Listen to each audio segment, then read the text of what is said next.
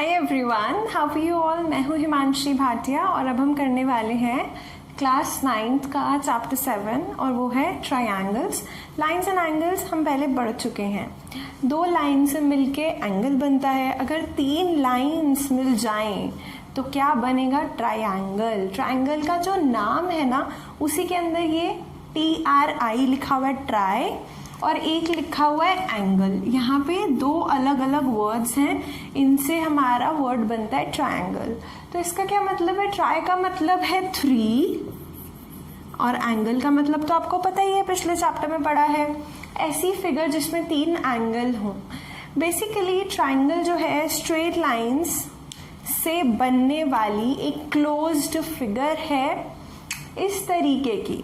यहाँ पे 3 straight lines हैं और ये क्लोज्ड फिगर है। अब आप कहोगे क्लोज्ड का क्या मतलब है?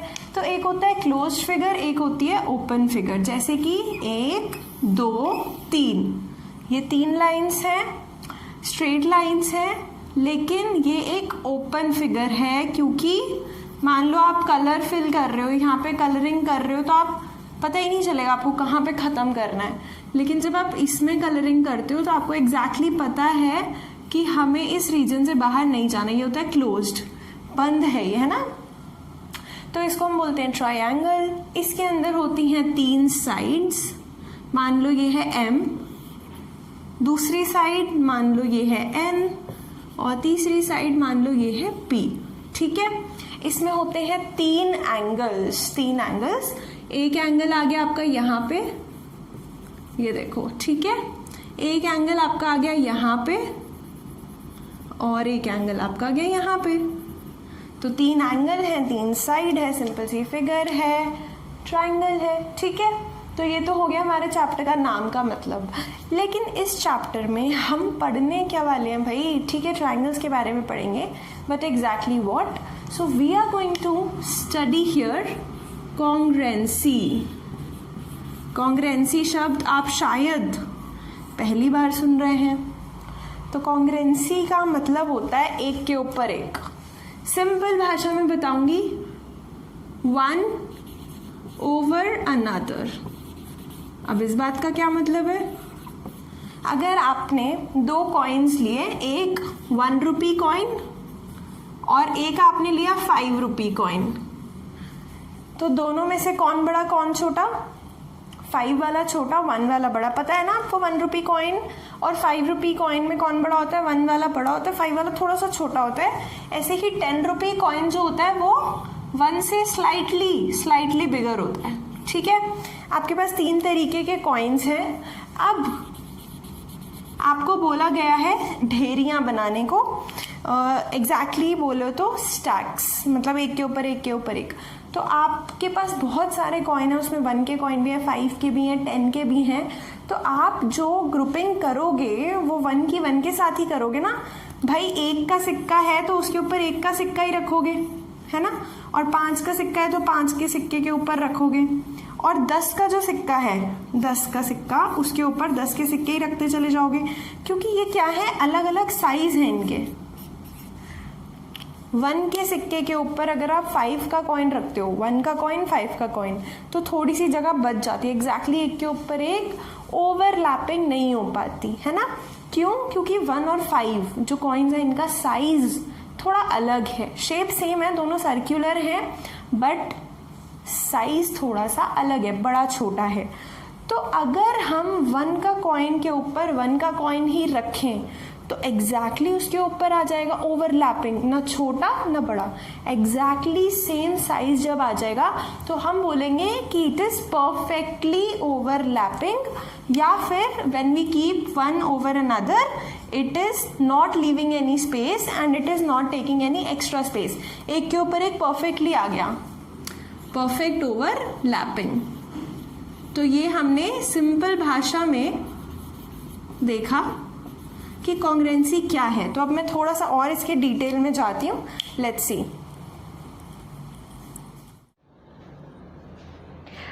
तो ये डेफिनेशंस क्विकली आप नोट कर लो। Triangle simply closed figure formed by joining 3 straight lines.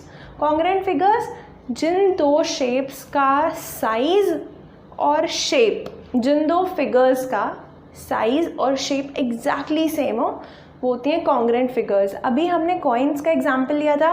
Coins सारे राउंड शेप होते हैं, सारे सर्कुलर शेप होते हैं, बट साइज़ ऊपर नीचे होने के कारण एग्जैक्टली ओवरलैप नहीं करते, तो कॉन्ग्रेंट नहीं कहलाते। हाँ, 1 का 1 के साथ कॉन्ग्रेंट है, लेकिन 1 का कॉइन 5 के कॉइन के साथ कॉन्ग्रेंट नहीं है, राइट। तो अब यहाँ पे चैप्टर है ट्राइंगल्स, टॉपिक है कॉन्ग्रेंसी, इसका मतलब हम पढ़ने वाले हैं ट्राइंगल्स में कॉन्ग्रेंसी, राइट।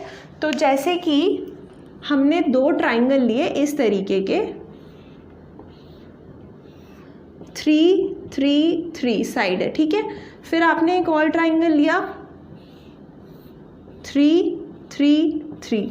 क्या ये दोनों एग्जैक्टली सेम साइज और शेप के हैं?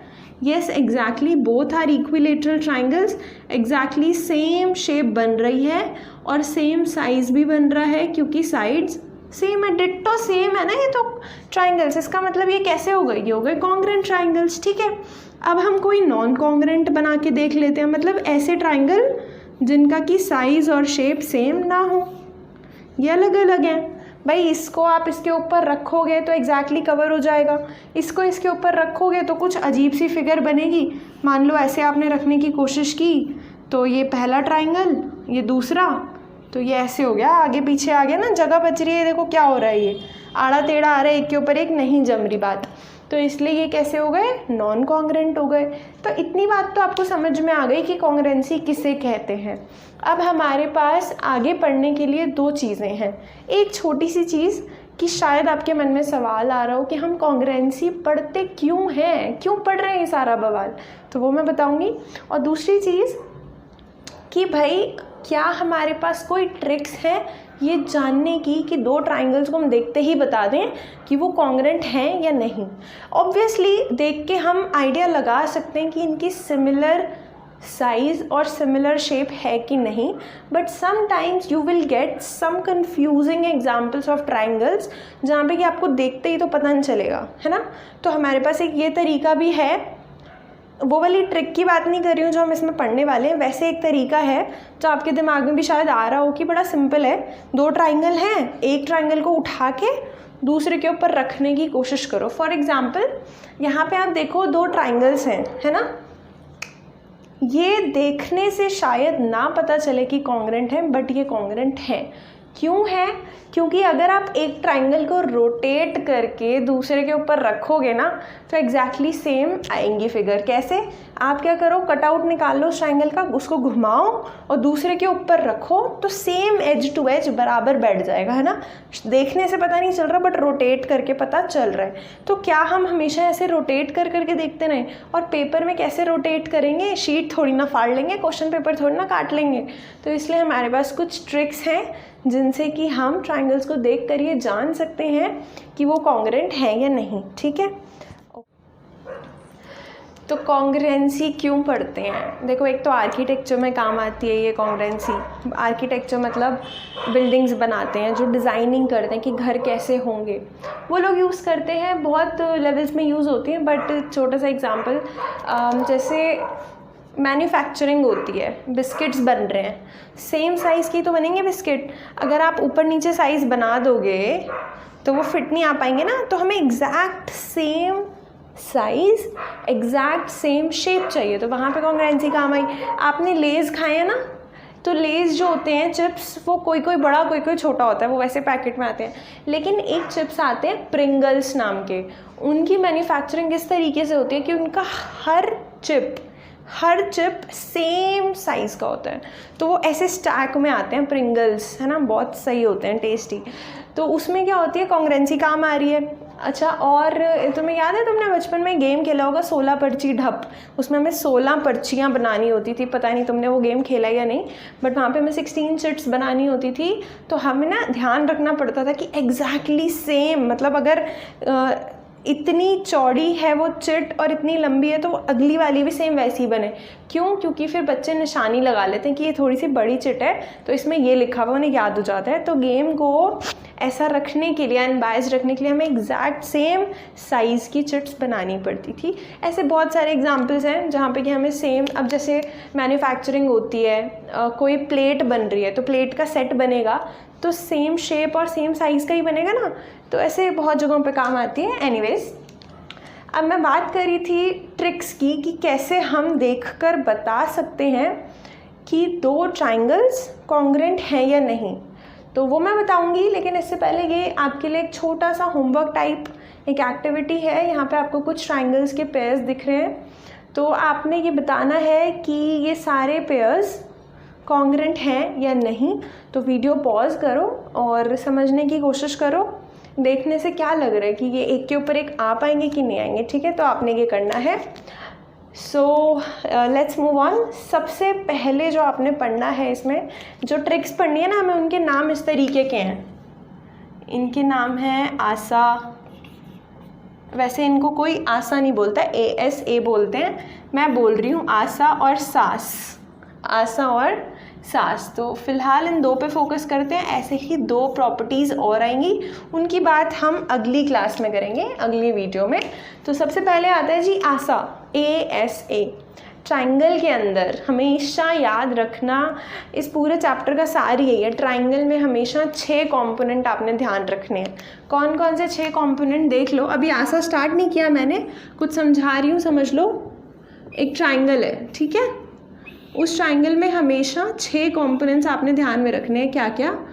एक साइड, पहली साइड ये हो गई, फिर दूसरी साइड, तीसरी साइड, ऑब्वियसली 3 साइड है। चौथा एलिमेंट एक एंगल, पांचवा दूसरा एंगल और छठा तीसरा एंगल। ये क्या है? इनके नेमिंग है, नेमिंग, ठीक है, ये नेमिंग है इनकी। तो 6 एलिमेंट्स हैं, कौन कौन से? 3 angles and 3 sides. You should note it, 3 angles and 3 sides. और ये जो प्रॉपर्टीज़ बनेंगी वो इन्हीं में से बनेंगी। जैसे कि यहाँ पे क्या लिखा हुआ है? ASA, यानी कि एंगल, साइड, एंगल।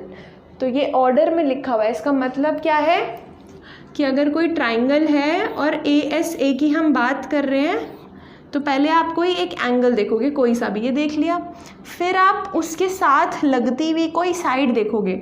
ऑर्डर में चल रहे हैं ना, सिर्फ देखना बता रही हूँ, लगाते कैसे, इसको प्रॉपर्टी क्या है वो सब बताऊंगी अभी। कोई सा भी एक एंगल, उसके साथ लगती हुई साइड, या तो ये ले लो या तो ये ले लो। तो ये वाली साइड ले ली मैंने, ये एंगल हो गया, ये साइड हो गई। और इसी ऑर्डर में हम ऐसे आए ना, this then this then this. तो अगला हमारे पास एंगल है ASA। तो ASA को देखने का ये तरीका है। ऐसे ही SAS को देखने का क्या तरीका है? आप बोलोगे जी सबसे पहले S लिखा हुआ है, S मतलब क्या होता है? साइड। तो आप कोई सी भी एक साइड ले लो, चलो ये वाली ले लेते हैं, साइड। फिर आप इस साइड से लगता हुआ, चिपका हुआ एक एंगल देखोगे। अब आप लेफ्ट में भी एक एंगल देख पा रहे हो, राइट में भी एक एंगल देख पा रहे हो, but we have to take one angle. So let me take this one. तो ये एंगल हो गया, देन साइड। तो ऐसे आए हैं ना हम, ऐसे आए हैं ना, इसके बाद इस पे आए हैं। तो अब हमें इसी ऑर्डर में आगे जाना चाहिए भाई, ऐसे चल रहे हैं हम। तो S के बाद A आया, A के बाद S, तो हम ये वाली साइड लेंगे, ये वाली थोड़ा ना लेंगे, ऐसे आके वहाँ थोड़ा ना भागेंगे, ऑर्डर में आ गए। तो इस एंगल से लगी हुई हमने ये साइड ले ली। तो साइड, एंगल, साइड, ठीक है, SAS बन गया। यहाँ पे angle, side, angle, ASA, side angle side, SAS, angle side angle, ASA। अभी तक तो सिर्फ समझ लो कि इंट्रोडक्शन ही चल रहा था इसका। अब हम सीधा एक एग्जाम्पल करेंगे और उसके थ्रू मैं आपको ASA समझाऊंगी कि कैसे अप्लाई करते हैं और किस तरीके के क्वेश्चन आते हैं पेपर में। So let's see that.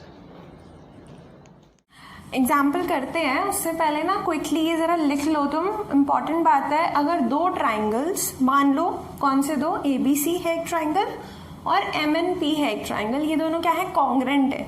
बताऊंगी कैसे कॉन्ग्रुएंट है, बस अभी इतना लिख लो कि अगर ये दोनों कॉन्ग्रुएंट है तो उसको लिखने का तरीका क्या है, ये है।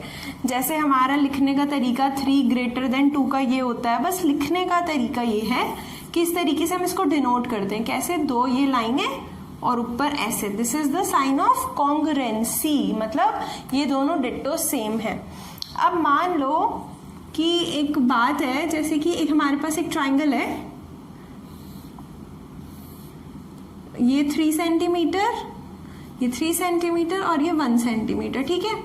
और हमारे पास यहाँ पे ये ट्राइंगल है, ये 3 सेंटीमीटर, ये 3 सेंटीमीटर, ये 1 सेंटीमीटर, ठीक है। इसका नाम है A, B, C और इसका नाम है M, N, P। तो यहाँ पे मुझे ये तो नज़र आ रहा है कि ऐसे के ऐसे उठा के इसके ऊपर रखती हूँ तो सेम नहीं आ रहा, लेकिन अगर मैंने इस ट्राइंगल को थोड़ा सा घुमाया, कैसे घुमाया, ये जो ट्राइंगल है इसका जो C है, मान लो ये कटआउट निकाल लिया मैंने इस ट्राइंगल का, और जो C है इसको मैं ऊपर ले गई, मतलब मैंने इसको क्या किया, घुमाया। यहाँ पे देखो, इसको मैंने थोड़ा सा टर्न किया और मैंने इस तरीके की इसकी शेप बना दी। ऊपर मैं ले आई C, A कहाँ चला गया, अगर C ऊपर आएगा तो A इधर जाएगा, नीचे जाएगा, ऐसे घुमा दिया ना, ध्यान से समझना। A नीचे चला गया और ये जो B है ये यहाँ पे आ गया, थोड़ा सा इधर को आ गया राइट साइड, तो ये ऐसे बन गया ABC, ठीक है, ऐसे बन गया। तो यहाँ पे ये 3 है, ये 3 है, ये 1 है।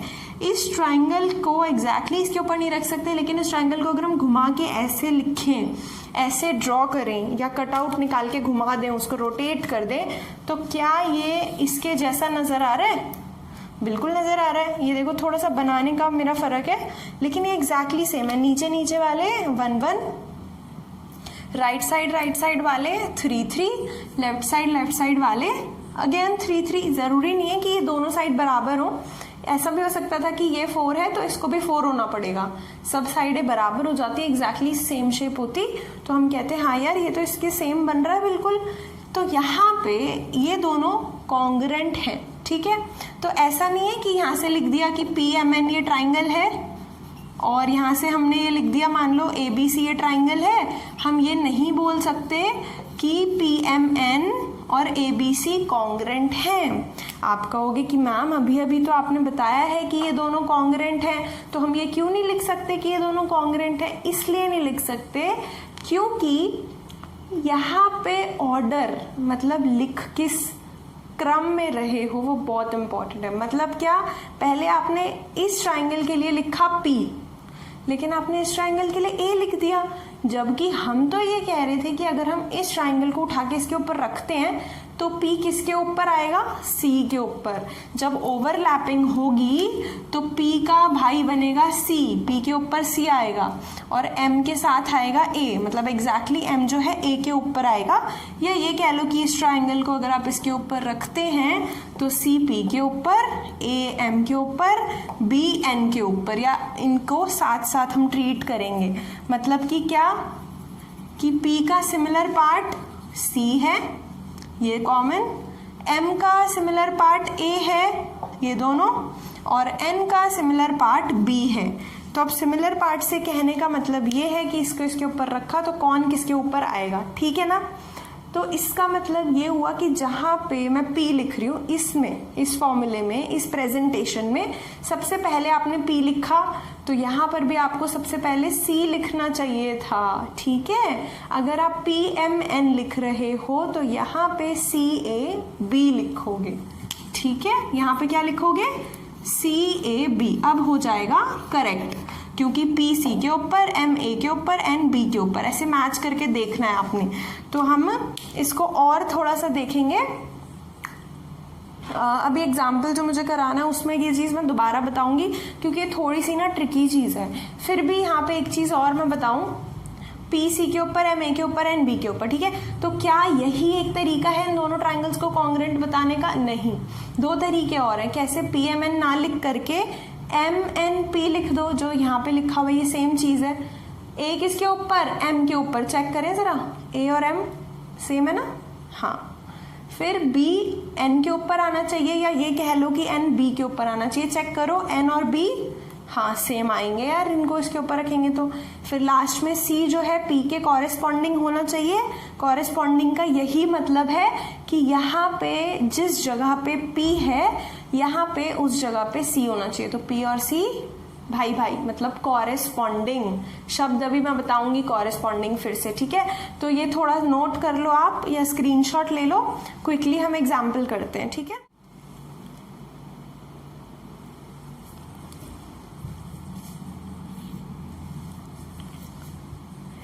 इसमें आपको ये गिवन है ना कि OA और OB इक्वल हैं, ठीक है। तो मैं लिख रही हूं गिवन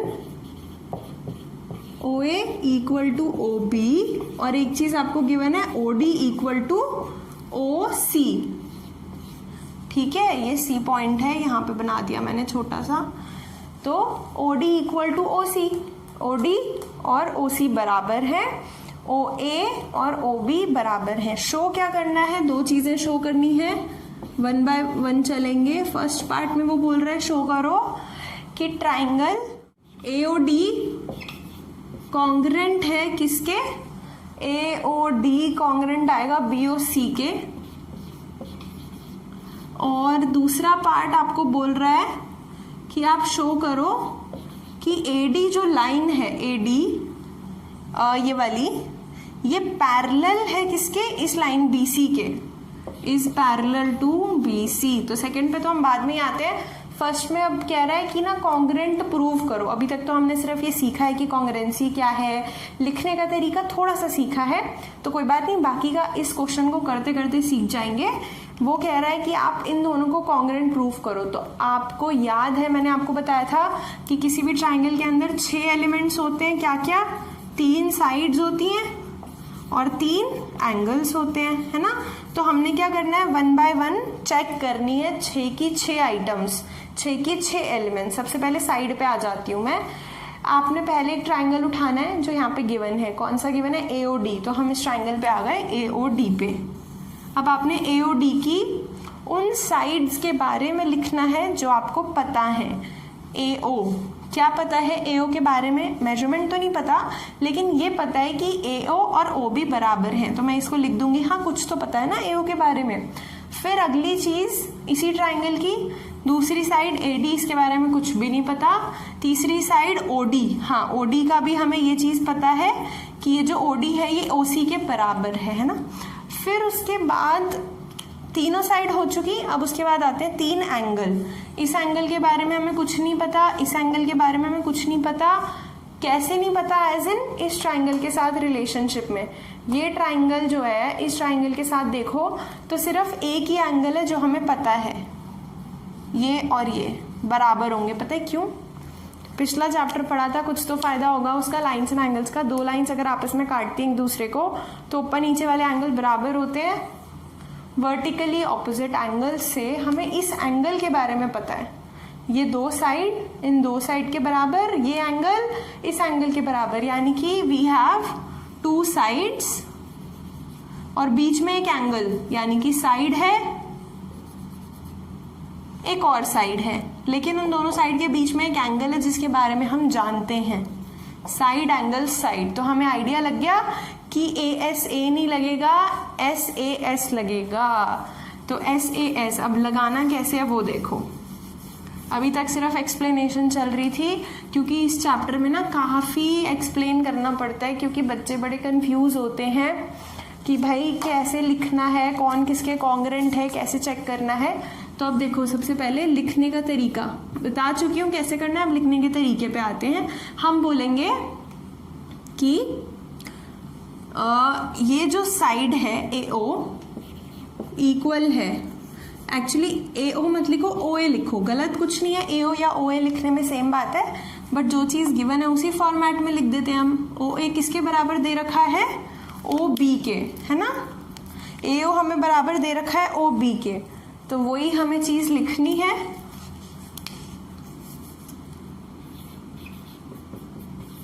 गिवन, ठीक है, गिवन है ना ये। तो उसके बाद हमने एक साइड लिख दी, इस ट्रायंगल की ये साइड इस ट्रायंगल की साइड के बराबर थी। फिर हम आते हैं एंगल के ऊपर, क्योंकि हम साइड एंगल साइड के बारे में सोच रहे हैं। साइड एंगल साइड, इधर से साइड एंगल साइड। अब इधर से मैंने ऐसे लिया, यहाँ से शुरू करके यहाँ खत्म किया, तो इस ट्राइंगल में यहाँ से क्यों नहीं शुरू किया? इसलिए क्योंकि जब मैं इस ट्राइंगल की बात कर रही हूँ और मैं यहाँ से यहाँ जा रही हूँ, तो इस साइड के बराबर ये वाली साइड नहीं है, इस साइड के बराबर ये वाली साइड है। तो अगर मैं यहाँ पे ऐसे शुरू कर रही हूँ लिखने के लिए, तो यहाँ पे मैं ऐसे शुरू करूँगी, इधर से ओ की तरफ, इधर से ओ की तरफ आ रही हूँ, ये दोनों साइड बराबर है। क्यों ऐसा हो रहा है अभी पता चलेगा तुम्हें। तो ओ ए और ओ बी बराबर, फिर आप बोलोगे ये वाला जो एंगल है, इसको लिखने के लिए हम ऐसे लिख देते हैं, एंगल ए ओ डी बराबर है किसके? ए ओ डी किसके बराबर है? इस वाले एंगल के। तो इसको हम सी ओ बी भी लिख सकते हैं, बी ओ सी भी लिख सकते हैं, लेकिन मैं बी ओ सी लिखूंगी। क्यों? क्योंकि मैं यहाँ से शुरू हो रही हूँ लिखना, ऐसे शुरू हो रही हूँ और इस ट्राइंगल में ऐसे शुरू हो रही हूँ। और अगर ये चीज़ नहीं भी समझ आए कि यहाँ पे बी ओ सी लिखना है कि सी ओ बी, तो आप क्वेश्चन को भी देख सकते हो। यहाँ पे ए ओ डी लिखा है, तो ए ओ डी के सामने सी ओ बी नहीं लिखा, बी ओ सी लिखा है। तो एंगल ए ओ डी और एंगल बी ओ सी बराबर थे। ये भी कैसे नहीं, ये गिवन नहीं है कि हमें पता चला वर्टिकली ऑपोजिट एंगल्स। शॉर्ट में लिख रही हूँ, तुम पूरा लिखना, ठीक है? Vertically opposite angles. लास्ट चीज जो हमें गिवन थी, ओ डी किसके इक्वल है? ओ सी के। यहाँ से देखें, यहाँ से आए थे हम, साइड लिख दी, फिर एंगल ये लिख दिया, फिर यहाँ नीचे गए, साइड ओ डी यहाँ लिख दी। दूसरे ट्राइंगल में यहाँ से आए, बी ओ लिख दिया, फिर एंगल ये वाला लिख दिया बी ओ सी, और तीसरी साइड ओ सी यहाँ पे हमने लिख दी, ये थी गिवन। ठीक है, अब यहाँ पे देखने वाली बात ये है कि इन तीनों में हमने तीन एलिमेंट्स लिखे, दो साइड लिखी और बीच में एक एंगल, तो उसी ऑर्डर में लिखा साइड एंगल साइड। और दूसरी चीज यहाँ पे नोट करने वाली ये है कि इसके LHS में हमेशा पहला ट्राइंगल जो है उसके एलिमेंट्स है, और जो राइट हैंड साइड है यानी कि O B, angle B O C और ओ सी, वहाँ पे दूसरे ट्राइंगल के बारे में बताया है। ये कैसे पता कि पहला कौन सा दूसरा कौन सा है? इसमें ऐसा पहला दूसरा कुछ नहीं है, लेकिन इन्होंने लेफ्ट साइड पे ए ओ डी वाला ट्राइंगल दिया था, ये वाला, तो हमने पहले ये वाला ट्राइंगल के पार्ट्स लिख दिए। तो अब क्योंकि दो साइड और बीच का एक एंगल बराबर हो चुके हैं, तो हम बोल देंगे कि ये दोनों ट्राइंगल क्या हैं? कॉन्ग्रुएंट है। AOD और ट्राइंगल BOC बिल्कुल सेम है। पता है क्यों? जब तुम इस ट्राइंगल का कटआउट निकालोगे और इसको घुमा के इसके ऊपर रखने की कोशिश करोगे, तो ये जो साइड AO है, ये पता है किसके ऊपर आएगी? इसके ऊपर। अगर AO को तुम इसके ऊपर रखने की कोशिश करोगे तो बात नहीं बनेगी, AO को इसके ऊपर रखने की कोशिश करोगे बात नहीं बनेगी। AO हमेशा इस ट्राइंगल की ये साइड इस ट्राइंगल के इस साइड के बराबर है। तो जब हम इसको घुमाएंगे ना, चलो कोशिश करते हैं घुमा के बनाने की। अगर मैं इस ट्राइंगल को मान लो ऐसे घुमा दूं और ऐसे बना दूं, तो O नीचे आ गया, ये A जो है ये इधर पहुंच गया, और ये D ऐसे आ गया। AOD पहले ऐसे था, अब ऐसे आ गया। तो इसका मतलब जब मैं ये वाला ट्राइंगल को ऐसे घुमाती हूँ और इस ट्राइंगल को इसके ऊपर रखने की कोशिश करूंगी ना, तो A B के ऊपर आएगा, D C के ऊपर, O O के ऊपर। इसका मतलब जहां पे A लिखा हुआ है वहां पे इस इक्वेशन में B लिखा होना चाहिए। मतलब A का कॉरेस्पॉन्डिंग B हुआ, जहां पे O लिखा है इस ट्राइंगल का O भी वहीं पे होना चाहिए। तो ये रहा O जहाँ पे सेकंड नंबर पे, ये रहा O सेकंड नंबर पे। फिर आया D किसके ऊपर आना चाहिए? C के ऊपर। तो जहाँ D लिखा है वहाँ पे C भी लिखा है। तो यहाँ पे बेसिकली हमने ये दिखा दिया कि दोनों ट्राइंगल कॉन्ग्रुएंट हैं, और A का कॉरेस्पॉन्डिंग पार्ट B था, O का कॉरेस्पॉन्डिंग पार्ट O था, और D का कॉरेस्पॉन्डिंग पार्ट C था। ये जो मैंने घुमा के यहाँ बनाया, ये सिर्फ तुम्हारे समझाने के लिए बनाया है। तुम्हें हर क्वेश्चन में ऐसा कुछ सोचने की जरूरत नहीं है। तुम्हें सिर्फ इतना करना है, 3 इक्वेशन लिखनी है, चौथी लाइन में कॉन्ग्रुएंट प्रूव हो जाएगा। 3 लाइंस जो आपने लिखनी है वो आपने ये सोच के लिखनी है कि कौन सा पार्ट कौन से ट्राइंगल का दूसरे ट्राइंगल के किस पार्ट के बराबर है, और वो सिर्फ 6 में से ही मिलेंगे, 3 साइड 3 एंगल, तो उन 6 में से कोई 3 पार्ट इक्वल मिलेंगे, वो तीनों इक्वल रखने हैं। चौथी लाइन में आप बोल दोगे कि वो कॉन्ग्रुएंट है, और यहाँ पे एक रीज़न लिखना बहुत ज़रूरी है कि आपने उनको कॉन्ग्रुएंट प्रूव तो किया, बट कैसे किया, तो हम बताएंगे कि हमने 2 साइड और बीच में एक एंगल रखा, साइड एंगल साइड, इस रूल से हमने इनको प्रूव किया, कॉन्ग्रुएंसी रूल। यहाँ पे मैंने लिखा है by SAS congruency rule, by SAS congruency rule. तो सेकंड पार्ट जो है, जो कि हमें प्रूव करना था AD पैरेलल BC, वो रह गया था। सो let me explain that here. यहाँ पे देखो एंगल OBC और एंगल OAD, ध्यान से देखेंगे एंगल OBC और एंगल OAD इक्वल है। क्यों? उसका रीज़न है CPCT।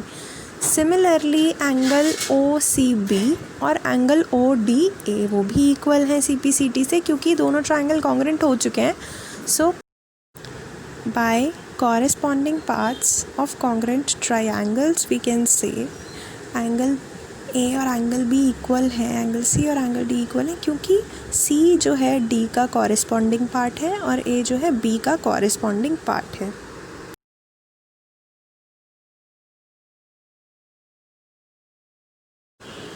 तो आप दोनों में से कोई सा भी एक पेयर उठा लो, जैसे कि यहाँ पे इन्होंने लिखा हुआ है, आपके बुक के एग्जाम्पल का सॉल्यूशन मैंने लगा रखा है कि OAD एंगल OAD और एंगल OBC इक्वल हैं बाय CPCT। उसमें इतनी लंबी लाइन नहीं लिखनी जो इसने लिखी हुई है, इन्होंने लिखी हुई है बुक में, आपने बस CPCT लिखना है। देन व्हाट यू विल से कि भाई एंगल B और एंगल A जो है वो तो ऑल्टरनेट जैसे दिख रहे हैं ना, अगर लाइंस पैरेलल होती हैं तो ऑल्टरनेट एंगल्स इक्वल होते हैं, बट यहाँ पे एंगल A और एंगल B इक्वल हैं, इसका मतलब लाइंस BC और AD क्या हो जाएंगी? पैरेलल। रीज़न क्या होगा?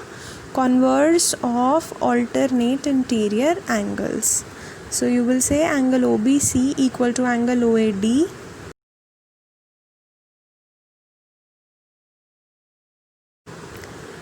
so by converse of alternate interior angles BC is parallel to AD. so this we have shown second part। ठीक है, तो ये ASA और SAS क्या हैं? ये 2 तरीके हैं जो हमने इस वीडियो में पढ़ने थे, कोई भी 2 ट्राइंगल को कॉन्ग्रुएंट रखने के। मैंने आपको SAS देखने का तरीका बताया था ना, तो यहाँ पे जब हमने नोटिस किया कि 2 साइड है और बीच में एक एंगल है तो SAS आएगा। अगर 2 एंगल इक्वल होते इन दोनों ट्राइंगल्स में और एक साइड होती तो ASA ले लेते। तो यहाँ पे काफ़ी लंबा एक्सप्लेनेशन हो गया इसका। आई होप आपको ये समझ आया कुछ, क्योंकि मुझे पता है पूरा तो ऑब्वियसली नहीं आया होगा, और एग्जाम्पल्स और क्वेश्चंस करेंगे तब क्लियर होगा। तो फिलहाल के लिए मैं ये वीडियो ख़त्म कर रही हूँ, और ज़्यादा दिमाग नहीं लगाना, बाकी हम डिस्कस करेंगे आगे। So take care of yourself, keep smiling, bye bye.